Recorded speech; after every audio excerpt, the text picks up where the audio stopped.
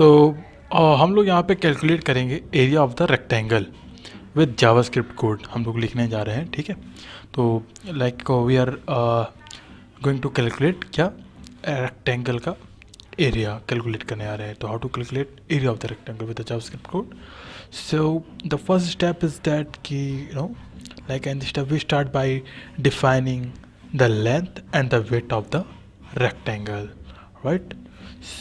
So we set the length to 10 units and the width is a 6, right?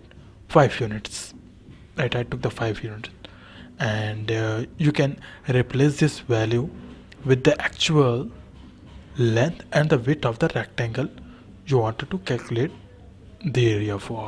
Okay, in the first step which we did, right? The second step what we take, right, what we do is that in the step we start,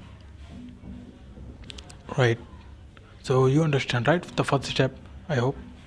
So next, the second step what we did is we calculate the area of the rectangle by multiplying the length and the width, this. Okay, in this case the length is 10, this, and the width is 5, this one. Length is 10, width is 5. So